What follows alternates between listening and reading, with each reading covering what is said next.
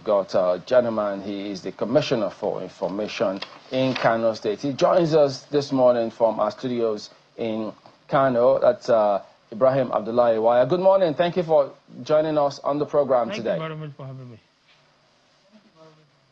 Well, you heard Mr. Alwan yesterday about the developments in Kano State.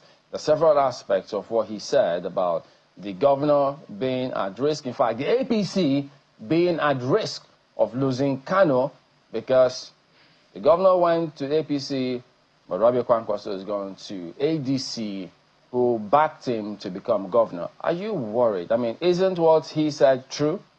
Well, thank you very much. Let me start by thanking you for the opportunity. Well, I think the statement is not only incorrect, but at the same time misleading, because that is not really what is on the ground. An Abuja-based politician cannot really predict what is happening in the state because he has lost touch with the reality of the politics in the state.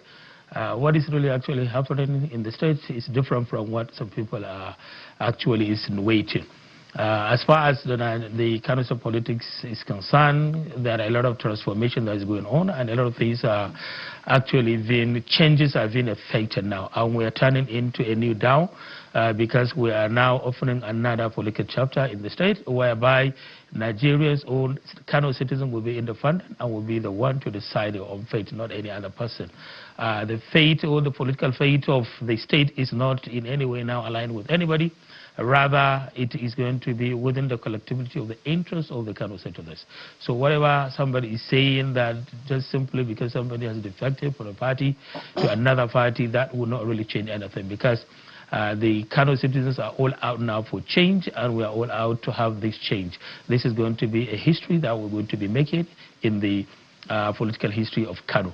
And all the citizens of the state are very much determined about that, and the change has been championed by Abubakar Yusuf at the governor. We believe that we are now offering a new chapter in Kano, and we believe that we are now having a new dawn in the street. Well, you know, when you say he's an Abuja-based politician, some of them may equally think that, say, wait a minute, why would you say he's an Abuja-based politician? After all, you yourself were in civil society before you became commissioner, and so many of them will wonder, are you a legacy member of the APC? I mean, Kano, that this is a party matter, so why isn't the government saying, and besides, it's not a state government matter, it's a political party matter. How long have you been a member of the APC? Are you a member of APC, by the way? I should just ask. Of course, really, I'm a member of the APC. Since I've gotten myself into the system, I have already registered as a member. And let me tell you then, political parties and civil society are almost like two sisters going together and working in synergy, because almost all the happenings within the political cycle is being known and is being monitored closely by civil society. I have been in the kind of politics so much, not only actively as a partisan politician, but rather as a political animal, because that is what we are, and I have been very much interested in monitoring the whole thing. I have monitored or observed so many number of elections in Kano starting from 2019, and I closely monitor that as a leader in the civil society, and we work very closely with all the political actors in the state. And I also served at different capacities, especially in the capacity as the head of secretariat of the Kano Peace Committee, where I interacted with all the politicians very directly. So I am fully in the picture of everything that's happening, not just because, or maybe because I'm not a party member or a partisan a politician, but rather because I'm somebody who's very much keen and interested about the development. Anytime when you talk about politics, you're talking about the development, you're talking about the future of the people, you're talking about the present of the people. So everybody should really be keen in participating and monitoring and also observing the whole happenings as far as the political administration of the state is concerned, because it directly or indirectly affects me. And what I'm saying... Well, he also did say that the APC members in Kano and several places are of the opinion that the governor has not been, as they say, carrying people along. But it's just been keeping to himself, and hence the reason why things are like that. What do you mean by carrying people along? Oh, right from the time when... That's the term he used, right, the term politicians use. Right from the time when we defected to FEC, Governor Abba Kabir Yusuf has been in very close contact with all the mega political heavyweights from the old FEC. They've been working together very closely, starting from people like Dr. Abdullah Umar Ganduje, the former governor of the state and national party, of this former national party, chairman of the state, the likes of Senator Barrow I. Jibril, the deputy Senate president, and all other political heavyweights in the state that have been in the FEC for quite a long time. Abba Kabir Yusuf is closely working with them and consulting them in everything he's doing. Look at the whole transition as far as the new leadership of the FEC is concerned. Almost everything was done with consultation, in close consultation, and also consent with all the political heavyweights from FEC, and we were able to successfully conduct everything. Look at the congresses that have arrived from the World Congress to the state. Everything has been set in motion now, and leadership has already been established right from the World and zonal and state level then, and there's no any complaint. If there should be probably this kind of discrepancy, you will have had people complaining that they have not been carried along, but there's nothing like that because everything has been done through consensus, through consent, mutual understanding. And look at what happened even yesterday. It has also proved me right. Look at the former chairman of the national former chairman of the FEC, Dr. Abdullah Umar Ganduje, was sitting very close to Abba Kabir Yusuf at the National Assembly at the time of the former defection of the members from the MPP to FEC. That is about 80 members, serving members of the National Assembly. So you can see how they've been working very closely in synergy and also through mutual understanding. And look at also the meeting that the governor has been, His Excellency Governor Abba Kabir Yusuf has been away from Kano for quite about 5-7 days now, and has been in consultation. You will be, if you monitor his own activity, you will see the way how he's been conducting a lot of series of meetings with all stakeholders, including those in the former, the former FEC members, the members of the old FEC, and also with the new ones.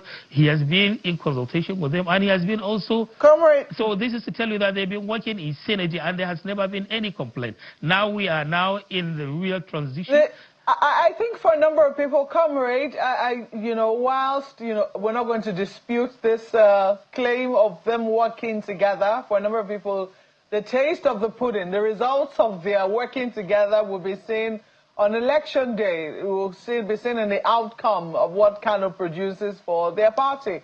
But I'm a little curious what you make of the defection of the leader, the national leader of the NNPP to the ADC. We've seen the rallies that have happened first when Mr. Peter Obi visited Kano State, and then when he officially defected to the African Democratic Congress. Now, some people have said that those rallies were a testament to what will happen to Kano in spite of all the alliances that are happening in the APC, that this is going to be the real thing, the real deal, that this is a foretaste of what is to come, the defeat that will come for the APC come 2027. What do you make of that? This is just only a political hypothesis, probably with somebody may be driven by, swayed by a sentiment of what you have seen.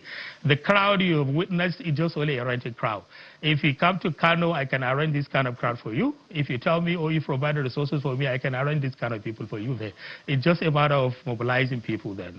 Kano is a place where there are a lot of the population size is very big, and if you want 1 million people at a time, you can mobilize them. It depends on the strategy you've been able to deploy. So these are all rented. It's a rented crowd.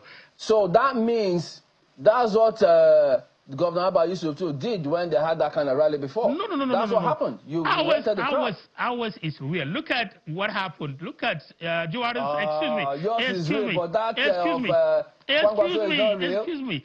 Look, You know very well that in a political rally like this, definitely there are people who are now being appointed into a mobilization committee. What is meant by mobilization committee? There are people specifically established as a committee to mobilize but you people. Said you've done that before. Look at This is what I'm saying. Look at the heavy weight that were in Kano. So that means you were the one that got it for the governor when that rally happened that last time. Look at the heavy weight that were in Kano. The likes of Peter Obi, the likes of Dixon Saraki and others, they were only in Kano there. But look at the only crowd that they were able to pull. And it just only within the within the premises of the residence of Dr. Rabi Musa Kwankwaso. And it will not in any way contain people more than 5,000 people. So this is just only a small size of the people. Look at the crowd, people. The crowd, His Excellency was... As we wind down, let me ask you, are you telling us now, by implication, that 1-point-something million votes that was gotten was fake votes? Which one? Was it rented votes? For the governor. For the 2023 election. It was the same people that voted. Are you telling me that it is the members of the party that do vote? It is the citizens. No, I'm asking you because you said you can rank that crowd. Go and make a research. Excuse me. Go and make a research, please. Let's do everything that is evidence-based. Go and make a research. How many number of people that are registered with the political party? It's not the members of the political party that do vote leaders into positions of authority, but rather it is the citizens. It's citizens. How many number of political party membership of the political party that we have there? It's just only a matter of selling your own manifestos, telling the people to convince them this is what you intend to do. Then the people will buy it. One more thing before we go. You're talking about the Kwankwaso movement have said that. Just a minute. Kwankwaso movement have said, these are quotes credited to them, and make it short your response. They say Governor Yusuf has not told them he has fallen out with Kwankwaso, and as such, they will vote whoever Kwankwaso says they should vote for. The research what? Can you come again, please? The Kwankwaso movement say the governor, Abba Yusuf, has not told them that he has fallen out with Kwankwaso, and so they will vote for whoever Kwankwaso asks them to vote for. Oh my God. I like the audio. Okay. Let's leave it at that since there's audio issue now. All right. But I would like to answer that Comrade question, please. Ibrahim Abdullahi Waya, Kano State Commissioner for Information and Internal Affairs, thank you for your time, and I'm sure we'll revisit these matters in the days ahead. We'll have to wrap up.